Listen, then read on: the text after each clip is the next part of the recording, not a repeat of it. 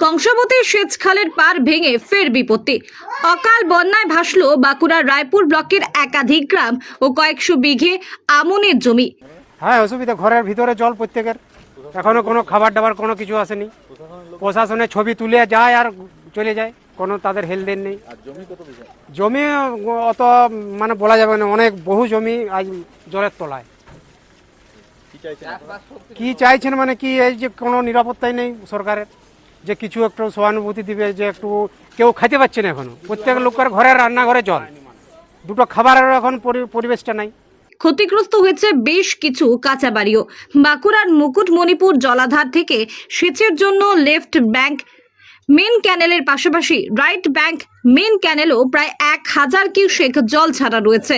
সেই জলের চাপ এবং দীর্ঘদিন ধরে যথাযথ রক্ষণাবেক্ষণের অভাবে গতকাল রাত 2:30 নাগাদ রায়পুর ব্লকের কালাশোল লাগোয়া এলাকায় রাইট ব্যাংক মেন ক্যানেলের পার আচমকায় ধসে পড়ে। এটা আমাদের ক্যানেল ভেঙে গেছে রাতে তোমার 2টার সময়।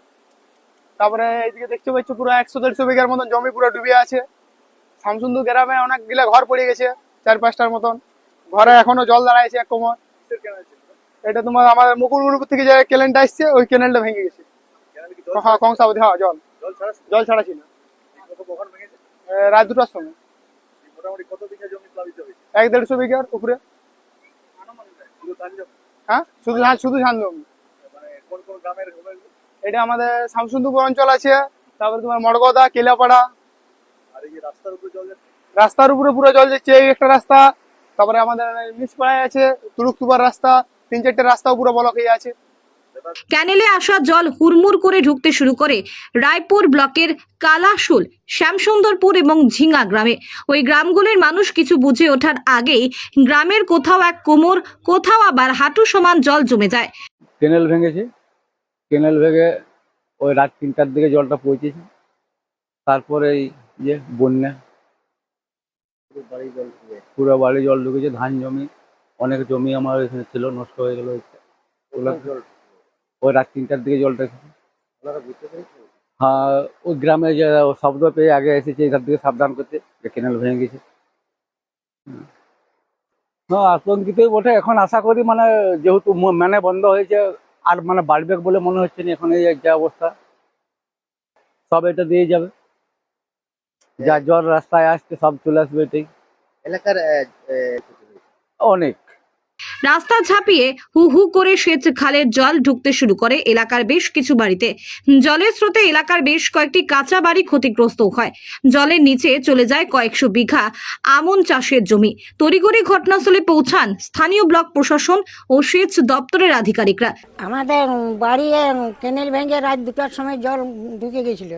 আমরা ছেলে মেলে বউ বিটি নিয়ে সব হরিমেলায় বসে আছি। তাহলে আমাদের খাওয়া দাওয়া পেটে সকাল থেকে কোনো দানা পড়েনি।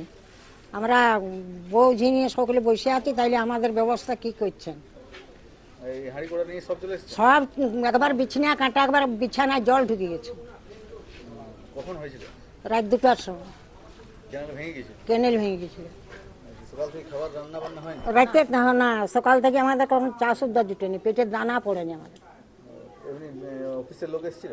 অফিসের কি লোক আসছিল জানি না। একবার এক লোক আসছিল, দেখে গেল, দেখে বলল যে কোনো ব্যবস্থা করছে। যুদ্ধকালীন তৎপরতায় ওই ক্যানেল জল ছাড়া বন্ধ করে মুকুটমণিপুর জলাধার কর্তৃপক্ষ। গোটা ঘটনার জন্য সেচ দপ্তরের গাফিলতিকেই দূষিয়েছেন এলাকার ক্ষতিগ্রস্ত বাসিন্দারা। এটা হঠাৎ করে কাল রাত মোটামুটি 2টোর মধ্যে কেনেলটা ভেঙে গেছে আর কি, ঠিক আছে। তো কেনেলটা ভেঙে যাওয়ার ফলে আমাদের গ্রামে অধিকাংশ ঘর বাড়ি ভেঙে পড়ে গেছে, ক্ষতি অনেকেই হয়েছে। আর এই যে দেখতে পাচ্ছেন মোটামুটি 1 থেকে 150 বিঘার মতো জমি অনেক নষ্ট হয়ে গেছে জলে। কেনেলটা ভেঙেছে এই যে কালাশোল বলে একটা গ্রাম আছে, ওটা দিয়ে কেনেলটা যাচ্ছে আর কি, ও যাতাডুমুর দিকে যাচ্ছে। কংসাবতীর থেকে নদীটা আসছে। জাহাঙ্গীর বাদশাহ রিপোর্ট, জেবি লাইভ নিউজ।